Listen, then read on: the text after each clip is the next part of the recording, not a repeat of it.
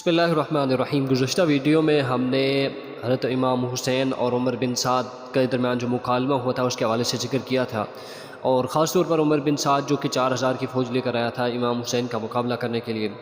اب ہم ذکر کریں گے 9 محرم الحرام کا دن، جبکہ حضرت امام حسین کی شہادت سے ایک روز قبل کیا کیا واقعات پیش آئے۔ حضرت امام حسین اس وقت اپنے خیمے 9 محرم کو اپنے خیمے میں موجود تھے اور سوئے ہوئے تھے کہ اسی حالت میں کچھ آنکھ لگی اور پھر ایک آواز کے ساتھ بیدار ہو گئے۔ آپ کی ہمشیرہ زینب رضی اللہ تعالیٰ عنہ نے یہ آواز سنی تو دوڑی ہوئی آئیں اور وجہ پوچھی کہ فرمایا میں نے رسول اللہ صلی اللہ علیہ وسلم کو خواب میں دیکھا ہے، فرمایا کہ تم اب ہمارے پاس آنے والے ہو۔ ہمشیرہ یہ سن کر رو پڑی۔ حضرت حسین رضی اللہ عنہ نے تسلی دی۔ اسی حالت میں شمر کا لشکر سامنے آ گیا۔ شمر وہ شخص تھا جس نے کہ امام حسین رضی اللہ عنہ اور ان کے ساتھیوں پر بڑے ظلم کیے تھے، اور شمر یہ چاہتا تھا کہ امام حسین رضی اللہ عنہ جو ہیں ان پر ظلم کیا جائے اور ان کو نعوذ باللہ قتل کیا جائے، اور سازشوں میں ایک بڑا کردار تھا اس کا۔ تو اس کے بعد شمر کے جب لشکر سامنے آ گیا تو آپ کے بھائی عباس رضی اللہ عنہ آگے بڑھے اور حریف مقابل سے گفتگو ہوئی۔ اس نے بلا مہلت قتال کا اعلان سنایا۔ عباس نے آ کر حضرت حسین کو اطلاع دی۔ حضرت حسین نے فرمایا کہ اس سے کہو کہ آج کی رات قتال ملتوی کر دے تاکہ میں آج کی رات میں وصیت، نماز، دعا اور استغفار کر سکوں۔ شمر اور عمر بن سعد نے اور لوگوں سے مشورہ کرنے کے بعد مہلت دے دی اور واپس ہو گئے۔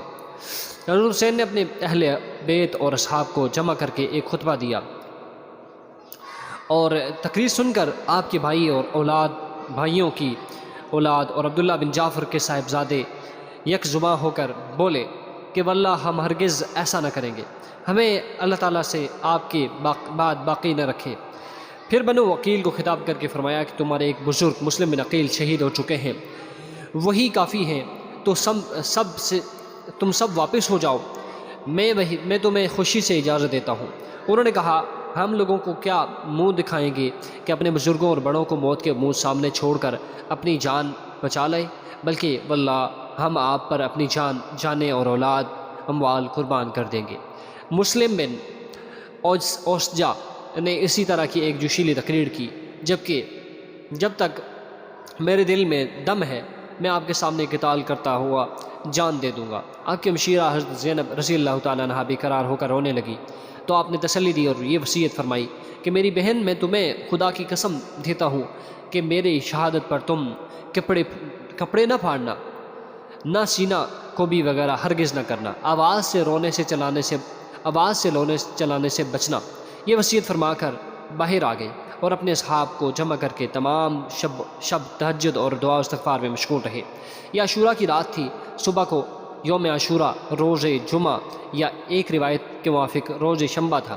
صبح کی نماز سے فارغ ہوتے ہی عمر بن سعد لشکر لے کر سامنے آ گیا۔ حضرت حسین رضی اللہ عنہ کے ساتھ اسی وقت کل 72 اصحاب تھے، 32 سوار اور 40 پیادہ۔ آپ نے بھی مقابلہ کے لیے اپنے اصحاب کی صف بندی کر دی۔